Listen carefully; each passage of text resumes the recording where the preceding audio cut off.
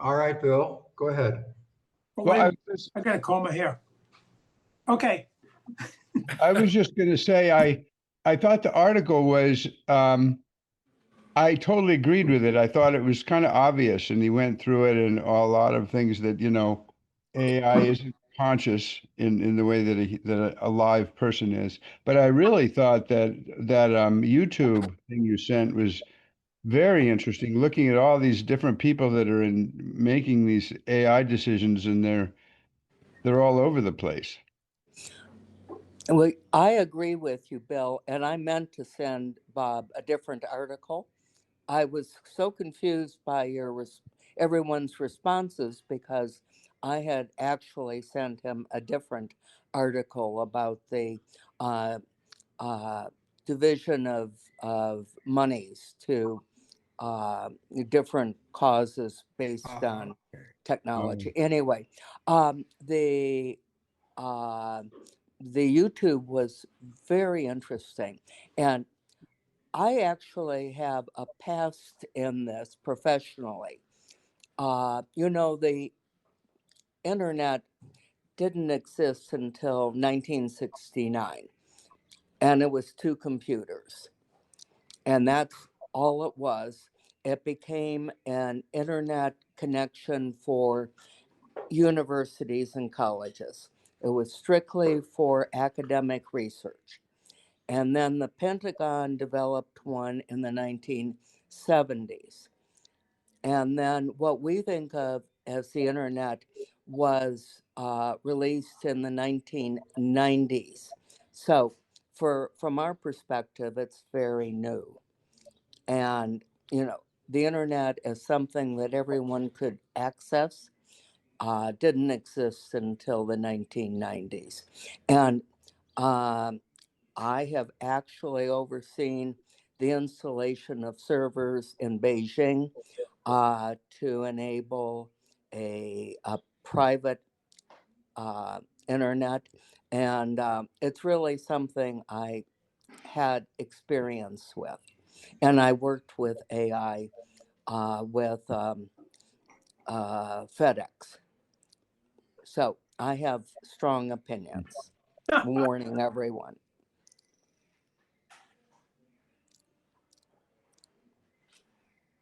That was just my disclaimer. Yeah. Okay. Fair enough.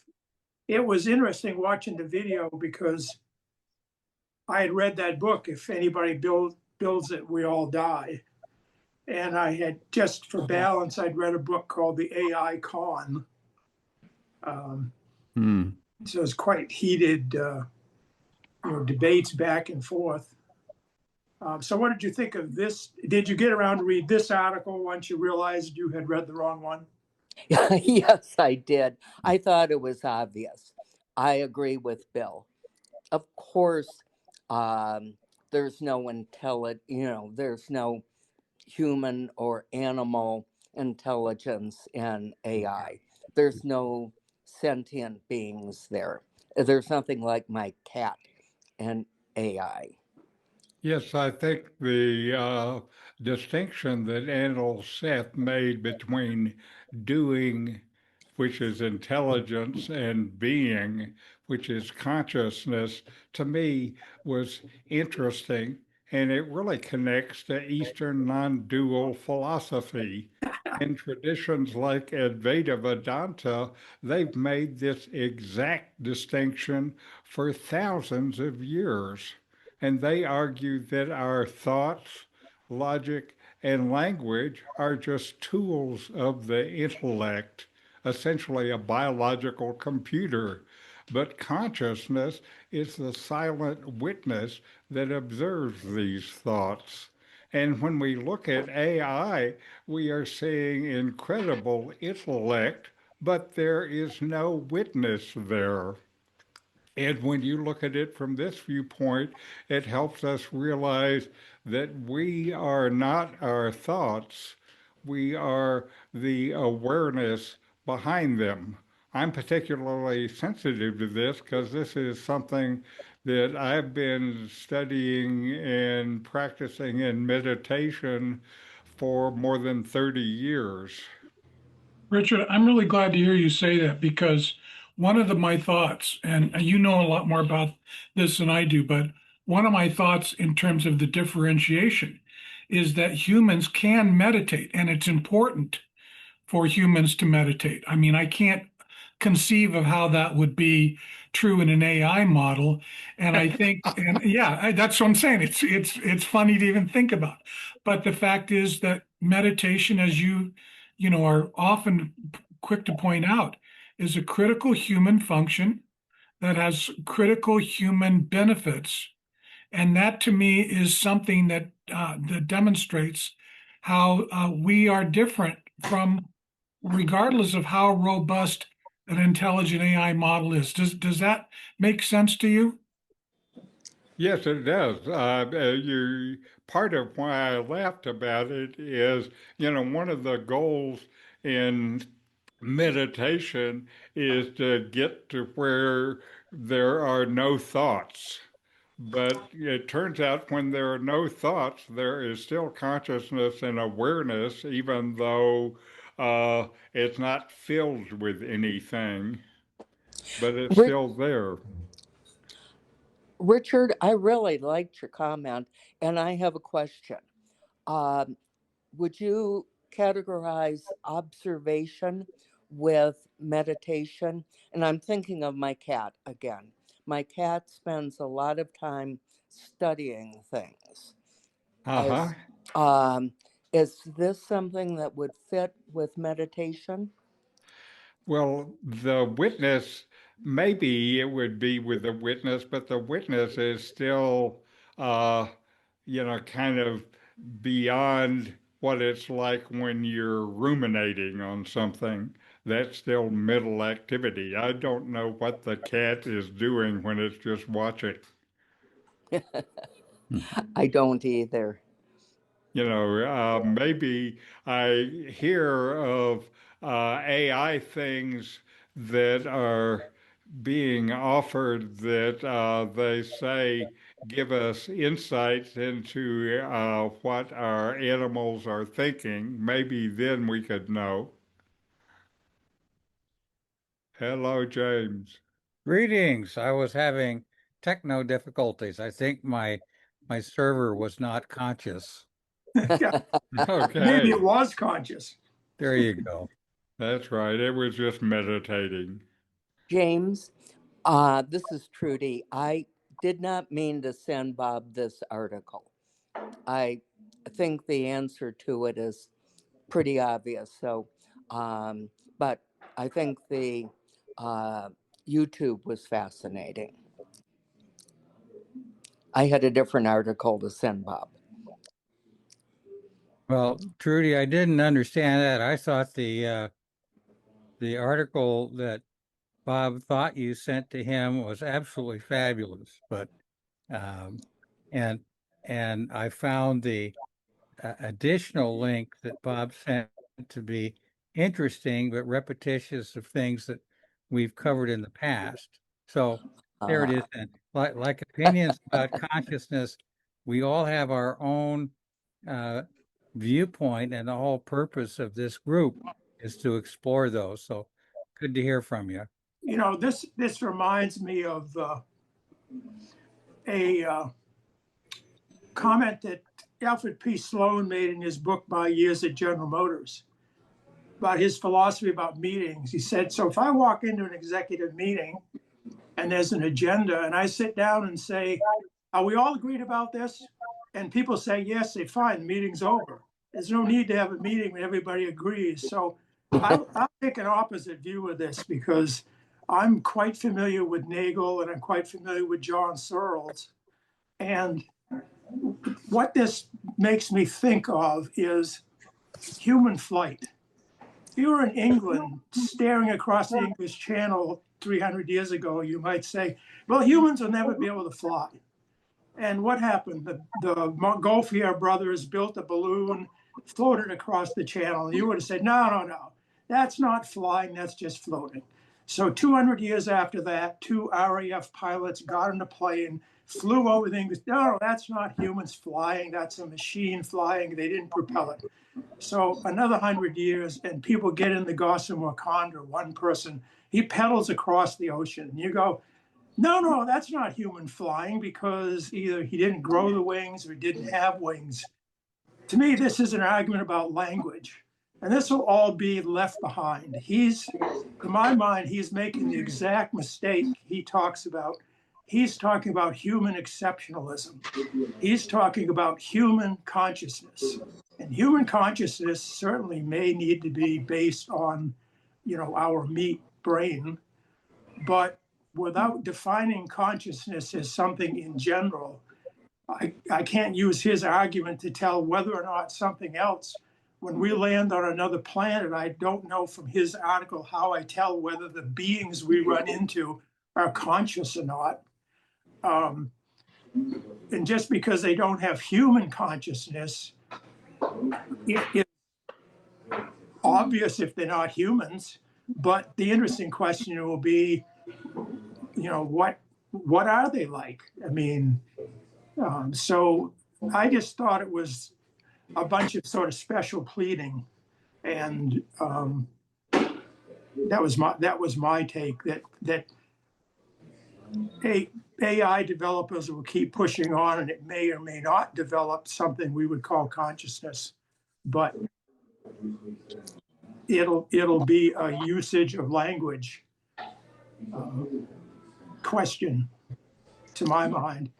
If you remember Turin's challenge, the way he phrased it was, by the end of the century, you'll be able to say that computers think without fear of contradiction. And that's what we're looking for, is to be able to say that something is conscious without fear of contradiction or being contradicted. And that may happen with some totally different life form or some non-life. Well, I don't know about a non-life form. I think I'm kind of open to that one. But even what a life form is may defy our definition now. Now, one of the things that I think is fascinating about this argument is that most sides of this argument assume that matter creates consciousness, whether it's brain tissue for humans or microchips for AI. But what if we flip the arrow? Uh, Non-duality suggests that consciousness is the primary fabric of reality, and physical structures act like mirrors reflecting it. So the human brain is a highly polished biological mirror that reflects self-awareness beautifully, while a computer is like a dull block of wood. Light hits it, but it can't reflect it. At least not yet. I'd like to switch back to AI for a minute.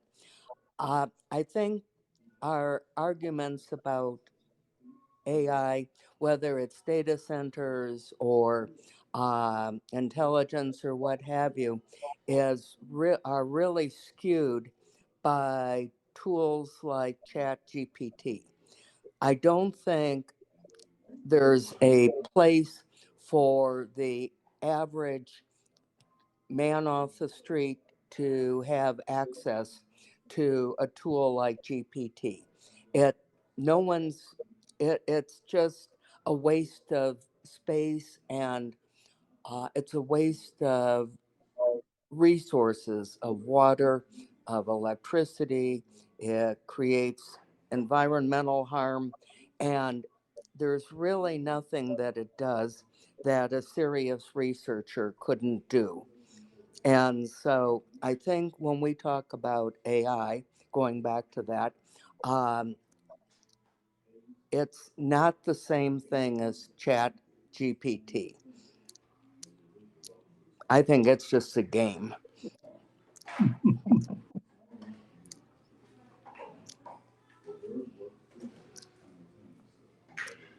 I think especially in medical research and in medical, being able to pour through huge amounts of data and give healthcare people a much clearer idea of what works, what doesn't work, whether it's radiation or whether it's even developing particular kinds of drugs or treatment. That's where I see one area where I think it's going to be very good and probably not as threatening or as dangerous as we think of it in other areas. Well, like And the medical stuff, Bill, also the work that they have been doing on protein folding and Right. figuring out the physical structure is something that's going to bring, I think, enormous benefits. Mm-hmm. and those tools aren't something that the layman needs access to. Those tools aren't something that hundreds of millions of people need to use. In fact, hundreds of millions of people interfere with medical research by uh, false reports and what have you. Hmm. I do agree that it could be a very valuable tool for specific industries and studies. So, And Trudy, it, how do you decide who gets access to this magic formula, this magician's wand? What's the criteria that I you would? guess it's really who is paying for it. And seriously, ChatGPT, this was just something that was released like a video game that is just a toy. And it's those data centers that require so much resource. Who's paying for it? Trudy, are you saying that the rich people should have access, but poor people who are smart shouldn't? I don't understand what you're saying. I I think the people who need the information and demonstrate a need through hiring companies, the end user of ChatGPT never went to the company and hired them to develop that tool. No one ever provided requirements. The company looked at it as a money raiser. I'm still not understanding your response. If somebody needs it and is smart, are you saying that person should not get this tool if they can't pay for it? I'm saying if there's a need, there it's different. And I am pulling out the toys that were released only to generate money um, by releasing themselves to every person. Um, that's very different from a tool that's designed for the Pentagon or for university research, or, there should be a driver behind any financial decision. We I'm we sorry, sort Trudy, I still don't get your answer. Uh, are you saying somebody who's poor and can't pay, but is brilliant and will save the world with access to the proper tool, that they shouldn't get it if they can't pay for it, or should somebody give it to them for free? No, I'm saying, well, if a person is brilliant and is going to save the world, probably someone has noticed, and they are not working alone. They're not one person deciding to do multiple searches. They are part of a structured intellectual effort. don't And we? I'm sorry. Mike, okay, go ahead. I was uh, just gonna. Oh, go ahead, Trudy. oh, I went to my Gmail today, and I had gotten an email and I was going to write an answer. And the answer was already written for me. Hmm. I don't want that function. I'm perfectly capable of writing an email response. I never asked for it. I don't want it. It's a waste of time and money, and the carbon that uses up is ridiculous, or creates. What I was going to say is, I think somewhat of what Trudy's talking about is happening. Isn't it with the latest version of Claude that they are not releasing that Yeah. to the general public? They have decided it's too robust or dangerous and can crack things, and so only some people get to use it. Isn't that what's happening with that latest version of Claude? I have that in mind for some reason. Yeah. Anthropic. Yeah, Anthropic, yeah. Anthropic is not releasing it, and they're worried about, and they're also in a fight with the Pentagon about not doing certain things. But I think that's an example of what they were talking about. Some people were talking about in that YouTube video about the people that are designing this having to make difficult decisions about how to keep it in check, how not to let it do things that it shouldn't be doing. And so I think that's an example of what Anthropic did with that. And I don't know that the other companies are doing that. It just takes one to. Anthropic is the only one that is putting those kind of guardrails in now. Yeah. I'm sorry. Mike, you worked at Penn State. You had access to an internet before the internet, right? Was very early. Yeah, I remember that. Yeah. The people who need it create it.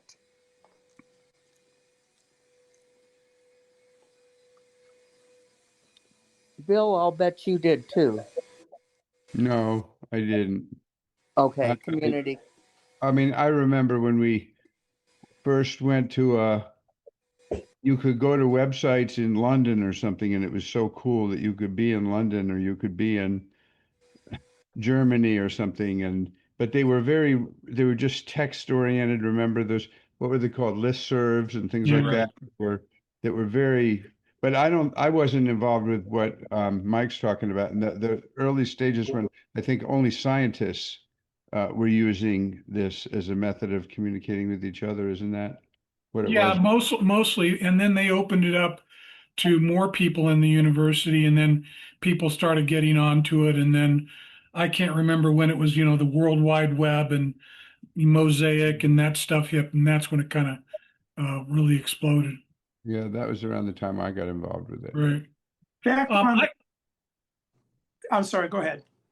Oh, I was just going to say, one of the things that I just want to throw in the mix in terms of consciousness. And again, Richard, I'm interested in your comments because I know you've studied this so much, particularly, I should say, I'm interested in everyone's comments, but particularly this. But I think one of the things that probably the thing that was most appealing to me in terms of why I don't think AI can attain consciousness is the biological factor.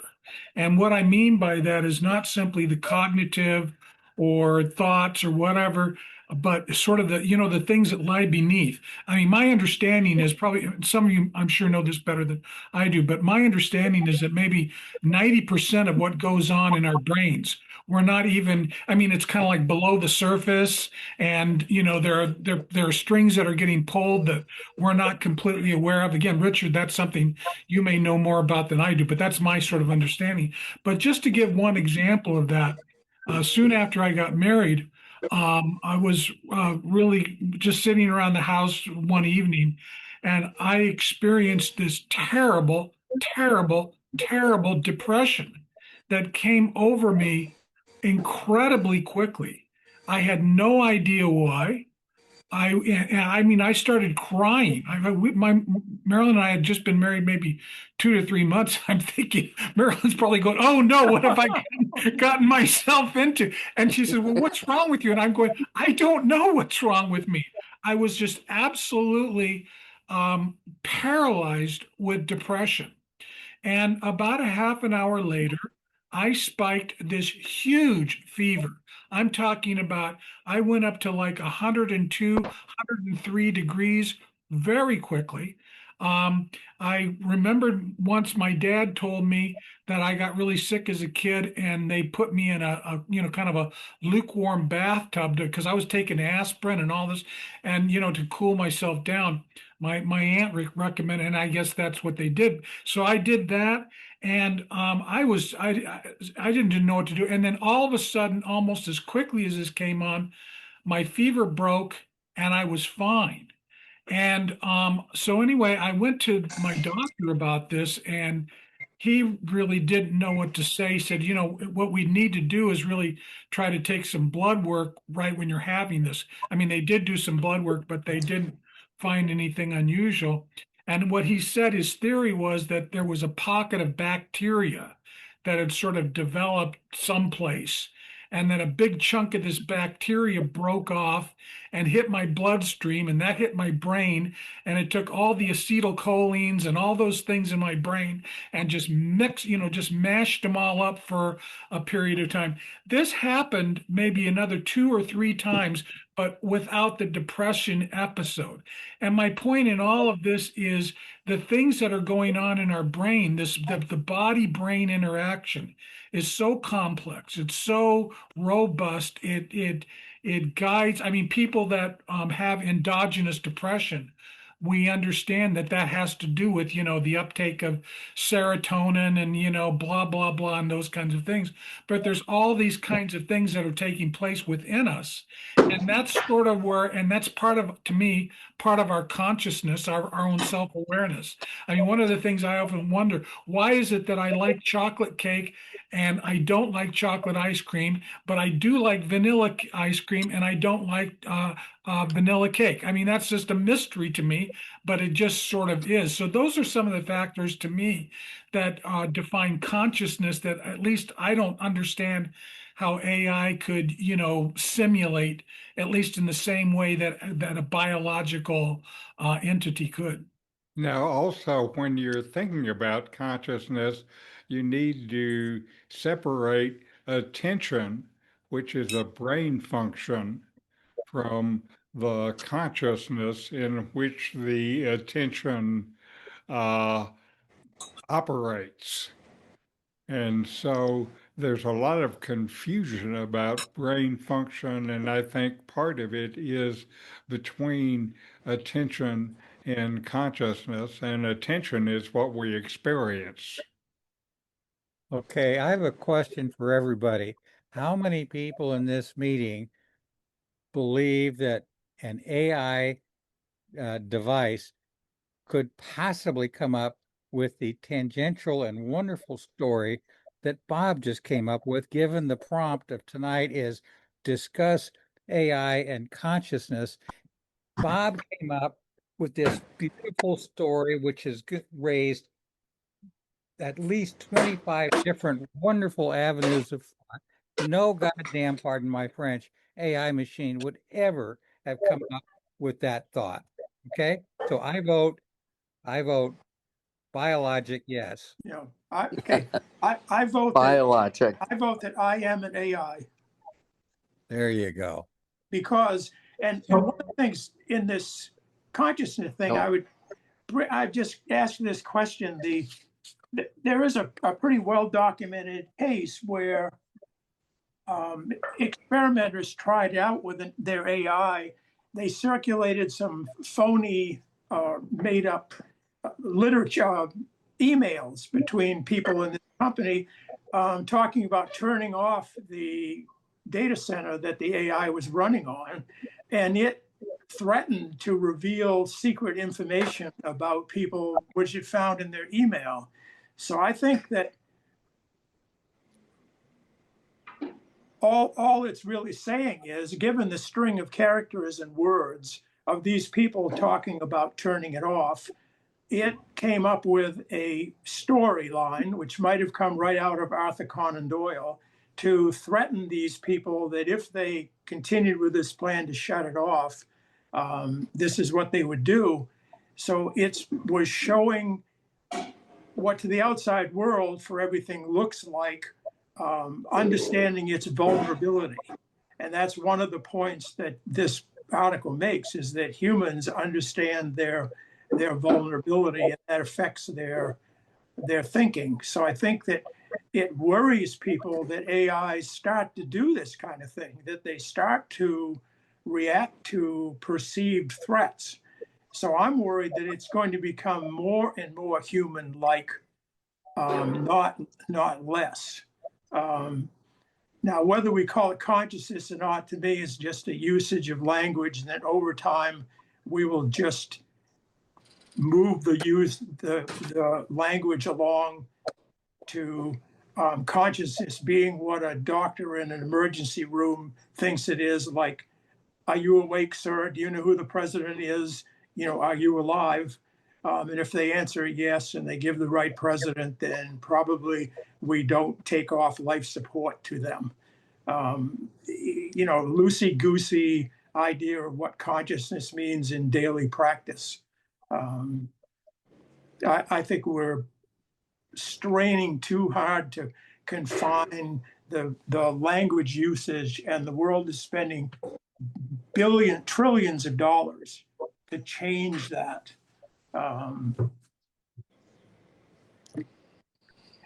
You know, and these systems probably do a lot to look after their own homeostasis, which is what your body spends most of its mental energy on, is controlling your heart rate and your respiration and all that.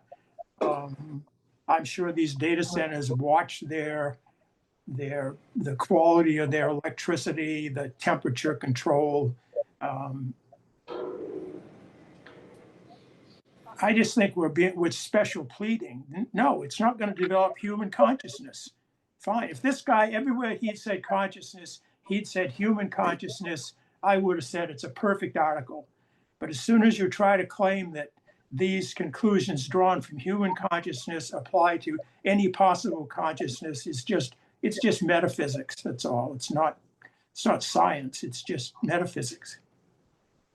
Paul, let me tag on to your thoughts with a question that that comes along with the fact that the large language models are getting more and more bigger. They're very mechanical. They're Bayesian in approach. But we humans have a tendency to anthropomorphize or make things look human to us because we are human. So what is the dangers coming up that we identify as people with these machines, i.e., for instance, the senior companion or the little dog that can give comfort to the elderly, the Let's Talk to Jesus app, the psychiatry app, all these different apps that are interactions between that give the appearance and make us, or even to the point where some people want to marry them, give the appearance that these are humans, whereas our mind as humanity may be fooled that yes, maybe these are humans, even though we know they are really just machines. What are the implications of that?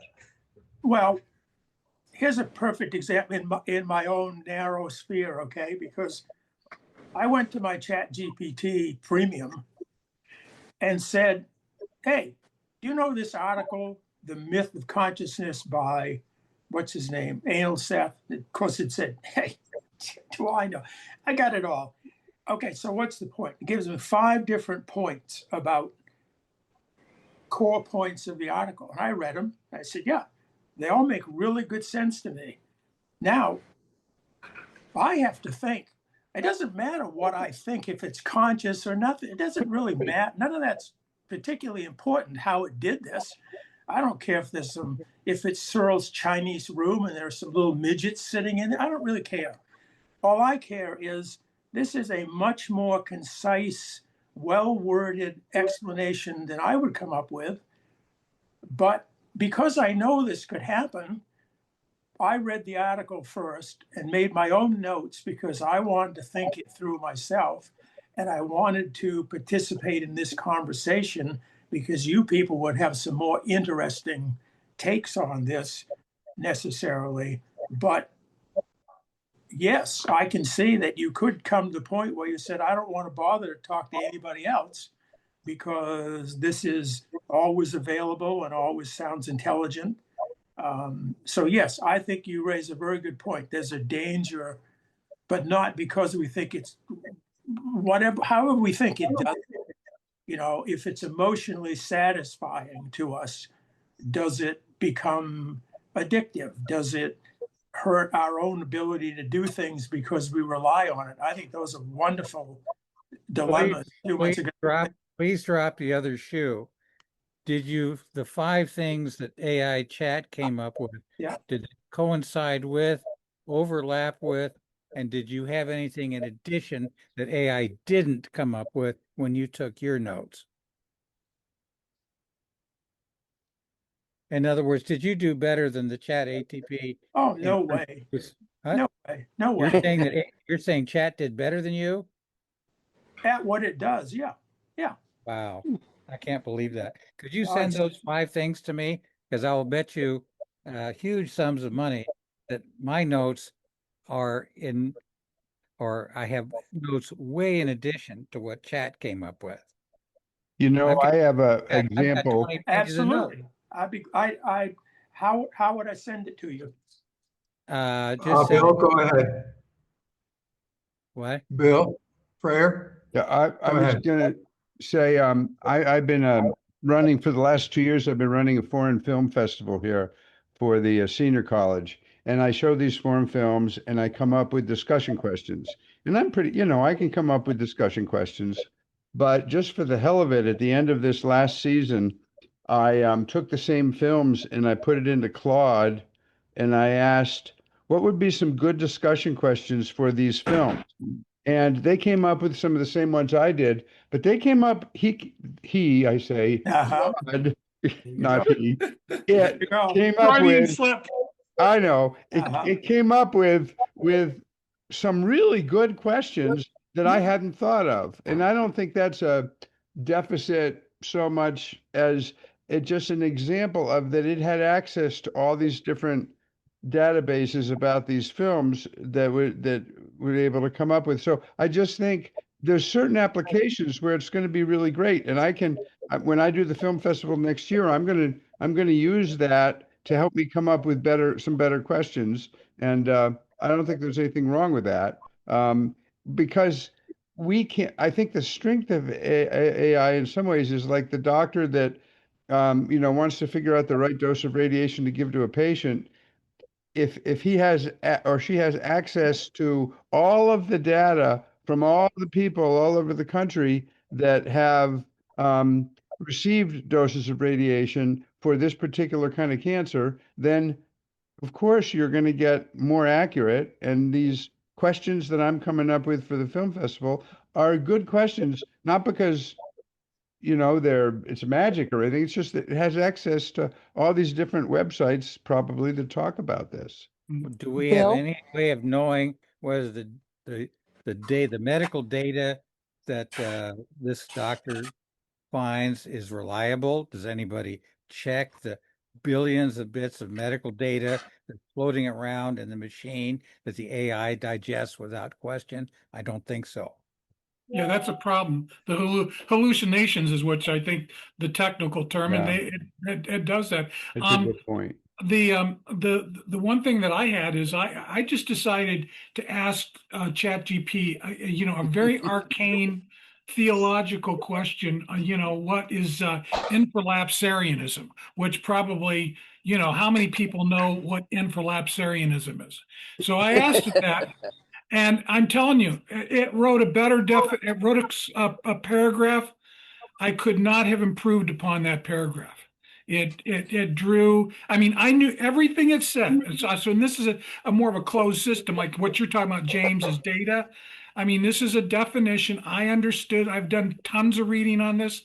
And the way it put together the phrasing, etc., I know I could not have done better. It was perfectly accurate. It did a great job. And that's what, Chat GTP is good for. The problem comes in, and this is Bob, I think, going to get at your question. So how many of you have heard of these incels? People are Right. familiar with the term incels? And, Yes. these are people that I guess I've heard they're men and they have not developed the capacity to interact with people very well, and particularly with women. And I think a facet of this is all of the, playing video games for, and spending, 8 hours a day in your basement. And they have been come up with this, sort of hate on for women and the manosphere and all this kind of stuff. And I think AI is going to drive people, with these chat boxes that, they don't need to talk to people. They can just talk to things. And that's not the same as talking with a person and interacting with a person. And I think that can have really negative social consequences. We're not the target audience we should be worrying about, though. I think Bill and Mike, you both agree. You would not want your grandchildren turning to a chat GPT like tool to do their research, to get their answers. Don't you want them to learn how to research? Don't you want them to learn how to find answers for themselves and write cogent replies, even if the AI tool can make it better? Do Absolutely. you really want, yeah, No, I agree with we're you not, 100%, Trudy. yeah, we're old. No one matters. No one cares if we're developing our brains. But children and teens, that's the audience that matters Right. as far as dumbing them down.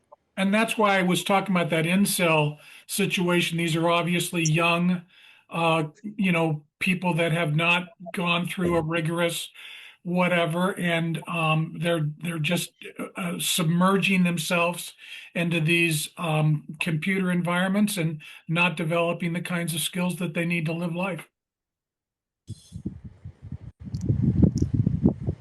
And I'm not familiar with the term incel. I don't know exactly what it means, but it's men that have developed poor communication skills with women, and they want to have a relationship with a woman, and they do not have the capacity to do so, and they turn this into hatred towards women. It's a very scary phenomenon. And I think this submerging into computer environments is part of it, and AI, in my view, is going to make it worse. And I think Susie and I called them geeks. Or Yeah, that's what they are, but they've kind of turned that into a specific direction that's quite yeah, scary. thank you. Trudy, I understand what you're saying about you want young people to learn the skills, and I agree with that. They got to understand how you do research and how you find out information. But,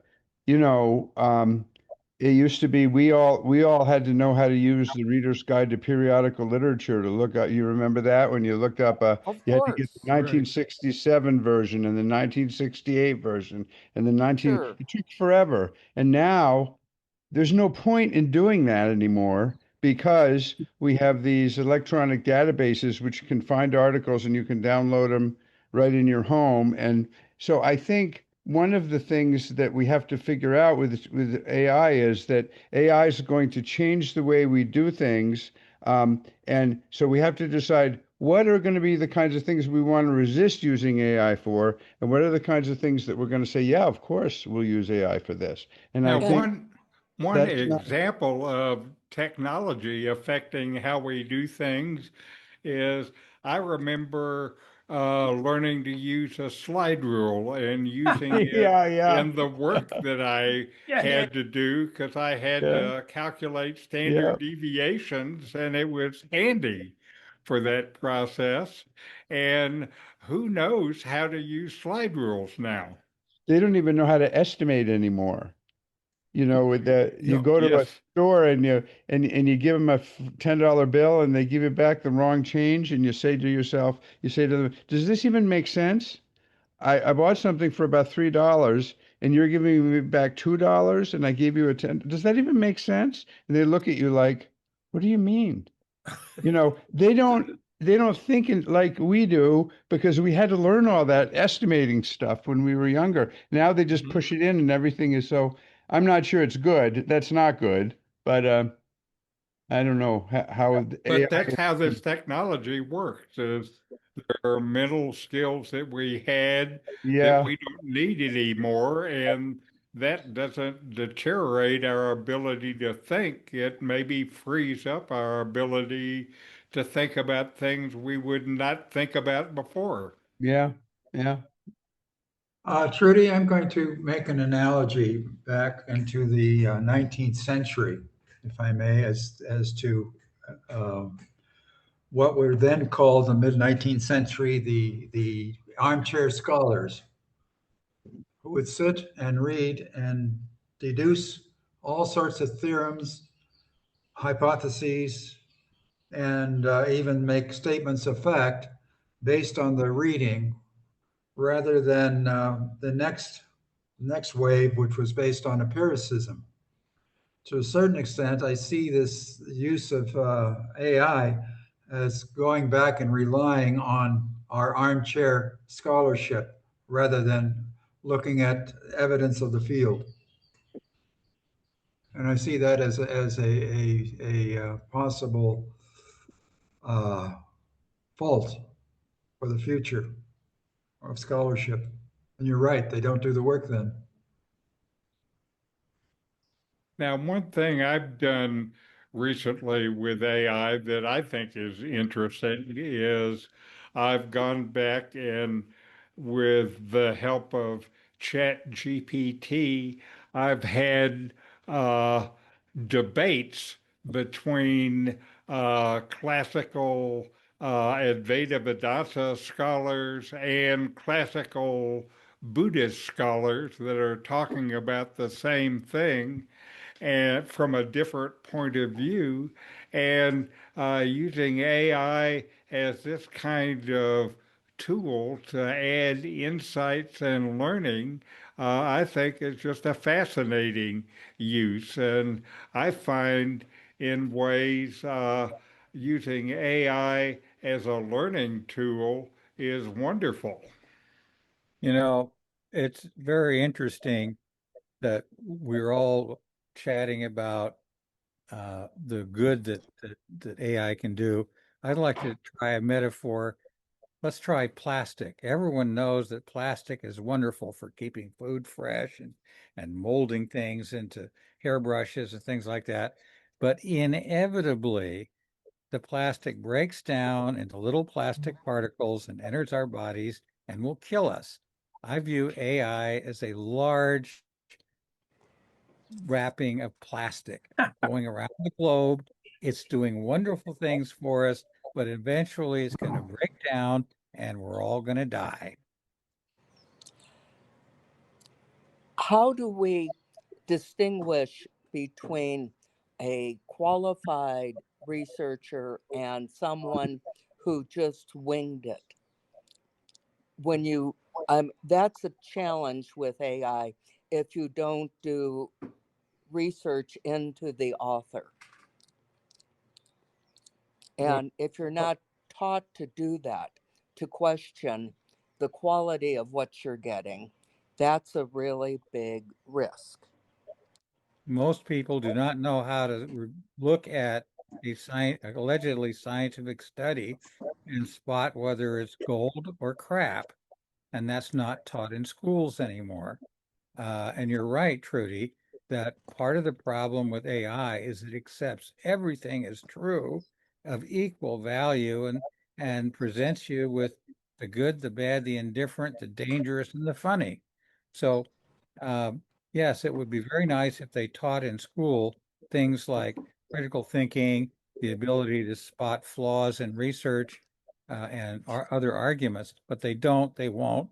And like I said, we're all getting wrapped in plastic, so it hardly makes any difference, unfortunately. No, Trudy, I think you're absolutely right. It's a big problem. We see it in our colleges and universities where we had a session I heard recently from a student at Michigan Tech where I work. And this student was saying, making the case for himself that he was using AI responsibly. He was saying, I don't just accept everything. I do my own homework.